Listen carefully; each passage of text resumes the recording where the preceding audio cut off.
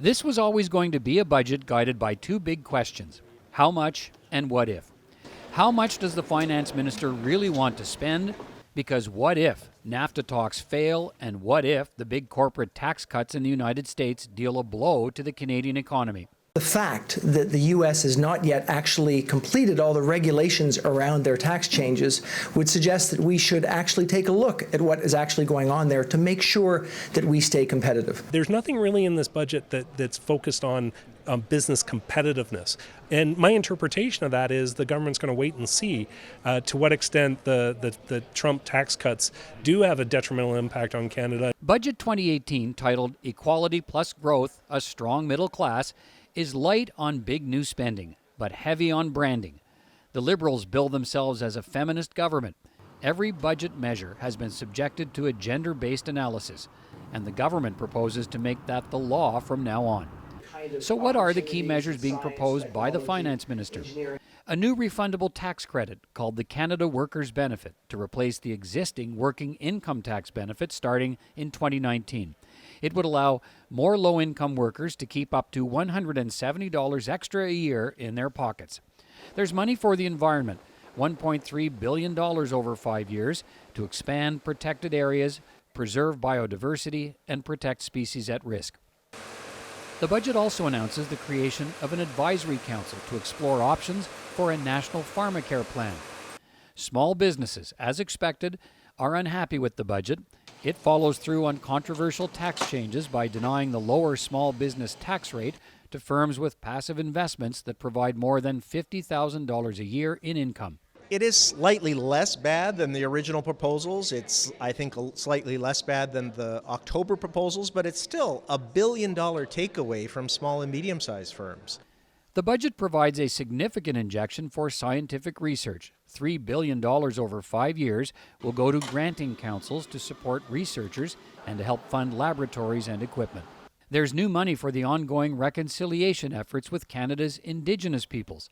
A total of $5 billion over 5 years to improve child and family services, to improve skills and training for Indigenous men and women, and to build more housing in Indigenous communities. The budget also enhances Canada's cybersecurity with a pledge of $750 million over 5 years to protect Canadians and their sensitive information. The funding includes money for a new Centre for Cybersecurity and funding for a cybercrime coordination unit inside the RCMP. Studies have shown that boosting the level of women in the workforce and achieving pay equity could add $150 billion to the Canadian economy over the next decade. This budget pledges the government will move ahead with legislating pay equity in any federally regulated workplace with 10 or more employees and for any federal contracts greater than $1 million. But there's no timetable for when pay equity will be legislated. I think the fact that they've committed to doing it as part of their budget implementation means it's got to happen this year. There's no putting it off because you can't not implement the budget. So that seems like a really firm commitment to me. The government is promising to spend $1.2 billion over the next 5 years and then $345 million a year after that to launch a new employment insurance parental benefit. It would begin in June 2019 and provide an additional 5 weeks of use it or lose it benefits. It would be available to eligible two-parent families, including adoptive and same-sex couples. The objective here, to provide greater flexibility for a mother to return to work sooner. The budget also provides $1.4 billion over 3 years to the Business Development Corporation to provide funding for women entrepreneurs. As part of its commitment to gender equality, the government proposes to make status of women a full department in the government and provide it with additional funding to promote gender equality, including programs to engage men and boys.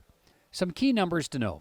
The projections over the next 5 years show deficits ranging from just under $20 billion for this year down to just over $12 billion by 2023. But there's still no timetable for returning to balanced budgets. The debt-to-GDP ratio, which the government points to justify its deficit spending, sits at 30.4%, dropping to just over 28% 5 years from now. The growth in government spending drops from a 5.7% increase last year to a 2.9% increase this year for total spending of $338 billion. Of course, those numbers could change with the next budget if the finance minister decides to open the spending taps wide just ahead of the next federal election.